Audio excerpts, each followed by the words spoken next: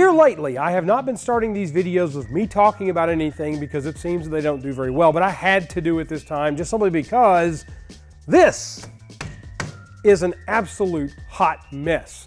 I talked to the guys at National Parts Depot about parts for this thing, and when I sent the photos to my contact there, his one word was, "What?"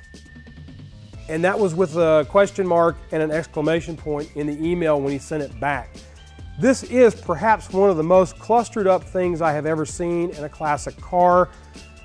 I don't even know where to start, but I'm going to start. So here we go. One of the first things I noticed about this booster assembly is that it is absolutely running into the shock tower. It's a little hard to see, but the booster master assembly is actually hitting the shock tower, and they even went in and beat the shock tower in order to be able to get this assembly in. The second problem that we have here is this. I can't take the lid off without taking the export brace out of the car, and that may be why when we got this car, the brace was missing and we were going to replace it, but we decided to put an export brace in instead. So you can't even take the lid off to check your fluid. The bracket that's in here is a cobbled together, what did you call it, Cam? It's fabric-cobbled in there. We need to patent that word, fabric-cobbled. One of the other things that we noticed on this too is that it doesn't have a proportioning valve. It actually just has the distribution block from a drum brake car. That really isn't going to work for safety because you don't want to lock the fronts up because you're getting more pressure to them. You need to have a proportioning valve in there if at all possible, even if it's just one of the dial types that you can get for these cars. They do actually make a proportioning valve that will work with the 67.8 Mustangs with a single reservoir disc brake system. So that's probably what we're going to be putting on here. But first we want to take this thing out and kind of go over it alongside the parts that we got in from National Parts Depot. But first, Cam and I are going to start tearing everything out of the way, taking even more parts off of the car in order to get to that hideous mess. Let's do it. So I have the fun thing of holding three things at once. But you have me. Want to pull it up a little bit? Or do you? I don't care. It's going to spread one way or another. Hey, how you doing? Now while we're doing this is to spread the shock towers out because these shock towers are collapsing in like they do sometimes. So we are spreading the shock towers out so that we can take the export brace out of this thing. Come on. He's dropping it. You gotta pick it up a little bit, Bo. That's fine. It's strong there. I'm gonna kind of get out of here. Hey, it's raining. That's enough. There it goes. Is it loose enough? Yeah, take that nut off. That off now. I gotta get the bolts out of the back too. Oh, they're actually tight. Yeah, we tightened them up. Luckily that one's not tight. The German's here. Stay. Don't fall off like you did last time. Don't remind me. Yes, I know. I should be using impact sockets.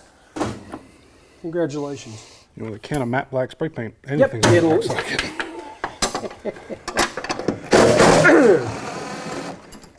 And yes, I am still fighting my cold. Yes, good idea. Even though this one isn't a correct fastener. Top isn't, bottom is. Kinky. Oh. Okay. I need a pair of dikes. How about an old man pocket knife? It's not very sharp because I've been doing things about the house. Don't have fingernails. All that nice, neat work you did to put those in, now we're pulling them out. Thank you, sir.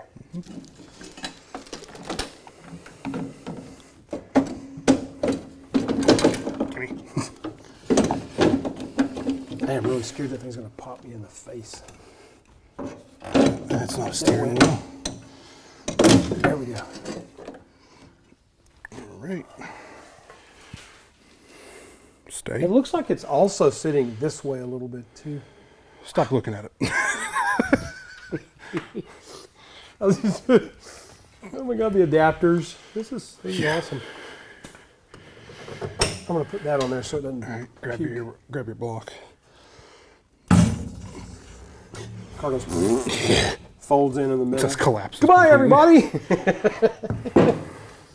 Alrighty, now the fun begins. Man, that thing is tied up against that shock tower. Not even sure how they did this. They probably got tired of wailing on it and said, put it in. All right, Imagine how fun it is going to pull it off when the whole thing was. I'm really concerned about some of the pull-off sections of this. We are not going to probably be reusing those brake lines that they so handily created. Look at how long that. Yeah. Stop looking at it. I'm sorry. I can't help myself. It's just so bad. All right, I'm going to go get some tools, some line wrenches to get that off of there. I'm not going to worry about a line wrench.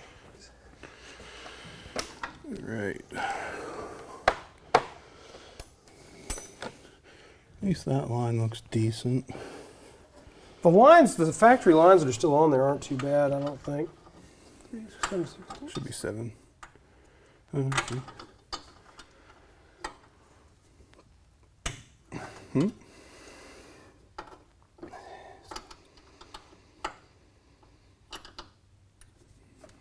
Sometimes, if you do what I just did, and you tighten it up just a titch more, it'll pop the threads loose, and will make it where it'll come out. I'm sure this thing's going to start puking. There you go. What? Looks loaded with Thanks, Wildfire. A handy tray for stuff to drip into from this car.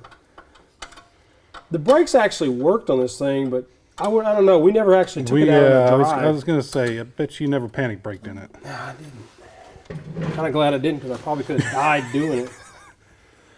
Especially before the export brace, because I'd imagine the front end would just collapse on itself. Really tight. That might require a line wrench. You should be using line wrenches to remove and install these. When we go back in, we'll be using line wrenches instead of end wrenches or combination wrenches. This thing just shifted. The whole thing is... Dude, they're using nuts as spacers, and you're thinking it's going to not shift? Look, man. I don't know that I would have wanted to have been in the shop when they did this, but I kind of would have wanted to have been in the shop when they did this. Not like there to be able to go, no, don't do that. But to just watch them work this out. I'd have been so glad if I was a customer and saw them putting this together, because I know to leave immediately. It wouldn't have made, I know I wouldn't have been a customer. That's just it. It would have been over. Yeah, thanks for the shop tour. Hey, nice shop tour. You guys have a great day. All right, well, the easy part's done. And the hits just keep on coming. That's right.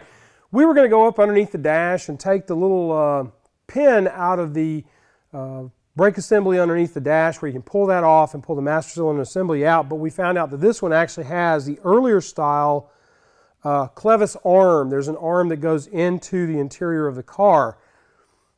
And then when we started really looking, we noticed that there was kind of a problem here, because the pin does not have a cotter pin in it. So, right there, no brakes at all. And there's other things, but I'm just going to wait till we get it on a tabletop so I can actually go over those things. But let me just suffice it to say that at this point in the morning, this has to be the worst brake system setup I've ever seen. Oops. You know, I grabbed these ratcheting wrenches, and when I put them on there, I've got a 50-50 chance of being right. 90% of the time I'm wrong.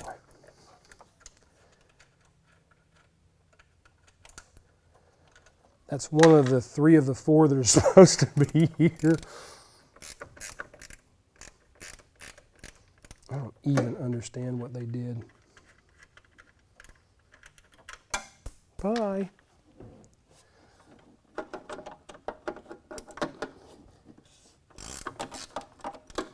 We can just pretend that other one that's back over here is in there and we took it out. Some of them got washers, some of them didn't. Ah, there we go.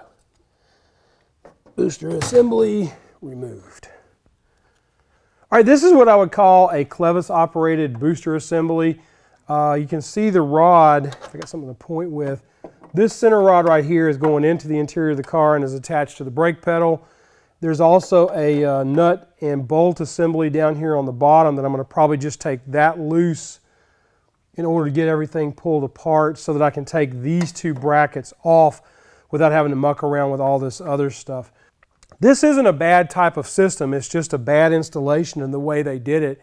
I'm not even going to be able to repair or effect a repair on the shock tower problems that they've caused. So I'm going to go ahead and get the rest of this out, but yeah, this is officially a hot mess. Not gonna be half inch.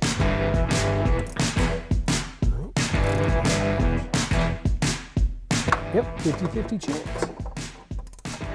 I'd be able to cheat this.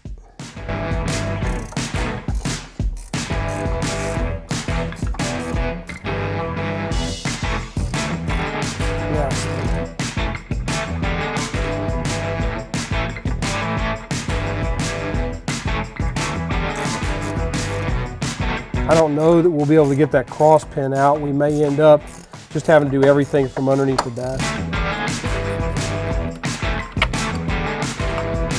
Hey, let's use the locking nut on there.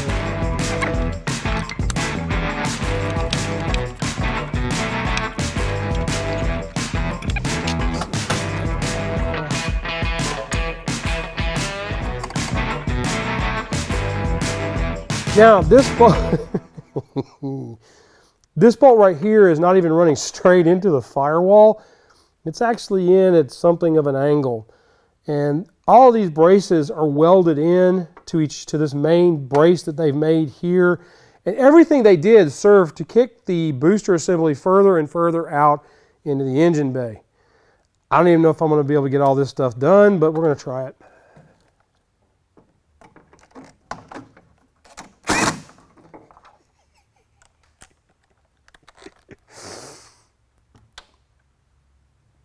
Self-tapper, which kind of worries me for what's going on in the firewall there. And the rest of those look like they're probably 5/8.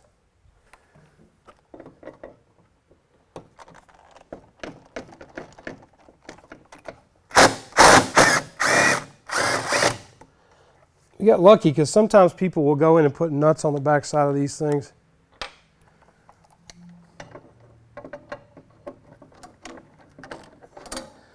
That ain't gonna work on the bottom ones. Gonna have to go the slow boat to China. 7,484 inch long bolt.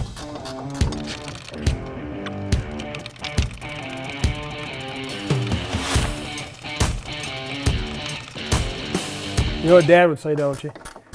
Like a monkey having marital relations with a football. Yay, one of them is out.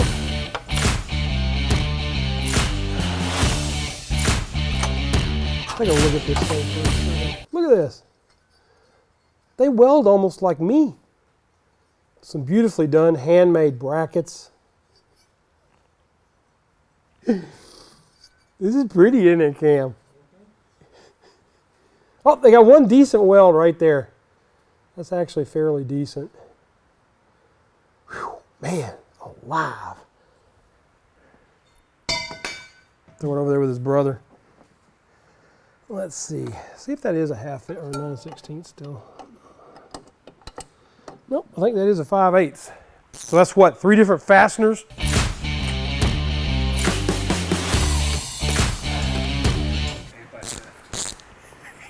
Ain't nobody.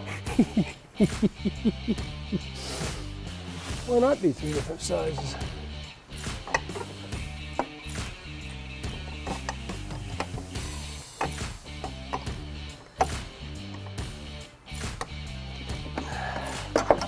You get lucky, I'll be able to hand turn it. Yay!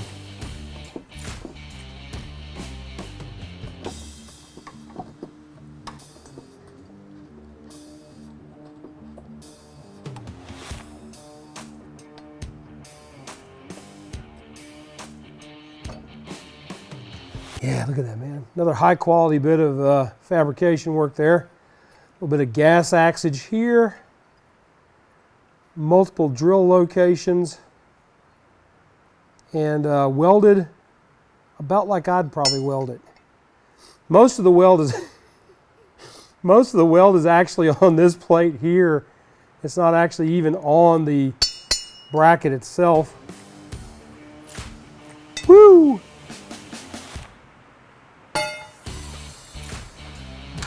Safety fifth.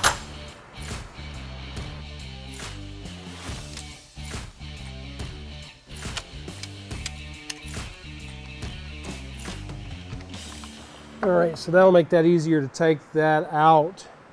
My only real concern now, and this is what you're doing when you're working on a car like this, is you're doing exploratory.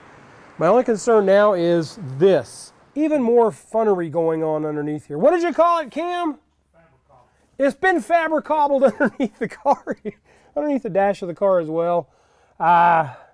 There's a spring here that they put on the pedal, which is not factory. So the fabric-cobbled pedal assembly doesn't work. If I reach up in here, there should be an isolator on the rod here, and there's not. It's just a piece of wire that's been run through the pin. And I'm trying to get the wire to come out, but that wire shouldn't be. It should be a cotter pin. There's actually an assembly for this with the 67 on up, but they put an aftermarket column in here, so that's causing us a problem from that point of view. That's another bridge we'll have to cross down the road. Get that off of there and send it. Yes, in the floor. Now, basically the pedal is now loose and sitting there. And we're going to kind of have to go in and start looking at what we're going to do to put all this stuff back together in a good fashion. I'm going to go and grab the parts that we got in from National Parts Depot so far, the things that we know that we're going to be using, and we'll just kind of have to go from here. By the way, I don't know if you can see it, but they actually used a paper clip to hold the pedal assembly in place. That's actually just an old paper clip from somewhere, probably from the boss's office. Wow. It just keeps getting better. Love fabric-cobbleization. Fabric-cobble? Anyway. All right, so what I got here on the table is our booster assembly that we got from the guys at National Parts Depot. This is a really nice kit that basically goes right into the stock location. It's what they should have done originally. Now, the booster is one item by itself, and then everything else is kind of add-ons, because this is an aftermarket piece, not an original piece. So you're going to be going in and making new brake lines, which we're going to do a video on making the new brake lines for this thing as kind of a sidebar piece to what we're doing with the rest of the car. So you have to have a booster, and then you're going to want something called a proportioning valve, or in place for your combination valve on the car. Now this is the one that National Parts Depot sells for this particular booster assembly, and it comes in a box with no instructions. But it's okay, because National Parts has instructions. I've got a link below me here on the video, and then there's one also down in the description below that gives you the complete instructions on how to line this thing out and where the lines need to run to on this combination / proportioning valve. You will need to have a proportioning valve if you're running a disc brake system on your car. Now I'm going to talk about one more little thing on here related to the proportioning valve, also to the brakes. Now you would think, looking at a master cylinder, that the front bowl controls the front brakes, but that's not really true. The back bowl is actually the one that controls the front brakes on a disc system. If this were a standard drum brake system, these two bowls would be in exactly the same size, and you don't really have to worry about a combination valve because of the way they set the brakes up. You have a valve that is a block that I'm showing you a picture of down on the inner fender, but that is just a distribution block. It sends brake fluid where it needs to go. Has nothing to do with trying to control the amount of braking that something does. Because you're on a disc brake system, you're going to want a bigger reservoir of fluid. So you have a larger one for the front and a smaller one for the back. Now the rest of the kit here, this is just a bracket that kind of neatens everything up. You'll put this on the, we're going to put this on the underside of the brake booster, and we're going to hit all this stuff when we put everything back together in a couple of weeks. And the rest of the things here on the table are going to be needful things for putting all of this together. All right, so I'm going to test mount our new booster assembly. That is actually the right part for this. I can already tell it's going to fit better, but little arm goes in the hole, and you have 3 studs that line up. This kit does come with the studs as well, so just line them up. All right, flush with the firewall. We have fingers of clearance on the shock tower now, and we are good everywhere else. So this is now the correct master cylinder and booster assembly. All right, so we got the booster on the table. We've got everything here to finish this up, but we don't want to finish this up because we really need to clean and redo the engine bay, repaint in here and make it look nice. I've still got a little bit of welding to do, and I'll probably work on that in the next couple of days. Some things we are going to show you. I'm going to go ahead and do probably a little bit of video on me just going in and setting up the lines, because we are going to do NICOP lines in this. It's just easier to set up the NICOPs, and I've got to get that stuff in. It'll probably be in by Thursday or Friday of this week that we're working in right now. So that's coming up, and we'll have that stuff. It will be a video on using NICOP and why we're doing that. It won't necessarily be an all-be-all video on how to bend the NICOP into place and all that, but I will be going into it a little bit on a sidebar video like we've talked about before. And then obviously, like I said, the cleanup on everything else. So that's kind of where we're at right now. We are going to be working on the power steering. That's one of the next things we're going to be doing, is putting that stuff in there, but I don't really know where we're going to go with that. We have had guys write in and say they do want to see a video on Borgeson, but to be honest with you, the Borgeson, with the way this is set up, presents a lot of challenges. Oh my gosh. Yeah, I mean, this is 67. It originally did not have a rag joint in there. If there was a rag joint there, I'd say, yeah, we'd try it. Yeah. But they had to go in and do more of the Fabra cobbling on the steering column. As you can see, that's just a hot mess. I'm not sure I want to mess with that part of it. I'd rather go in and put a stock system back in there, just simply because from a production standpoint, it's a little bit easier, because then I've got to try to find a steering box to replace this steering box and do all the things that need to be done, just so that I have the upper shaft assembly for a column that I have no idea where it came from. Yeah. And then you still have the power RAM problems and all that stuff. Oh yeah, I mean, there's a lot of other things. You know, I don't want to mess with any of that if I don't have to. The box is in decent shape. It turns very well. Yeah, it's steered fine. It's steered fine. So we're going to put a stock system back in here. There will be a video on putting that system in the car and the things you want to try to keep in mind of when you're doing that. So that is coming up in probably another week, 2 weeks, maybe 3. 3 weeks. Perchance. Four. Anyway, so that's coming up in a few. You're just killing me here, Smalls. That's coming up in a future video for the power steering. We're going to keep moving forward, though. We're doing good, I think, from, like I said before, me being sick. So that's the closeout. That's where we're at. You guys do me a favor. Be kind to each other, love on each other, treat each other nice. You guys have a great week, and we'll see you next time on Autorestomod. Okay. We can't throw that away. People have seen it now. I'm throwing it away. Just throw it over there. I don't know. I kind of want to redo it. It can't hurt us over there. Well, I beg to differ. It has been hurting us already.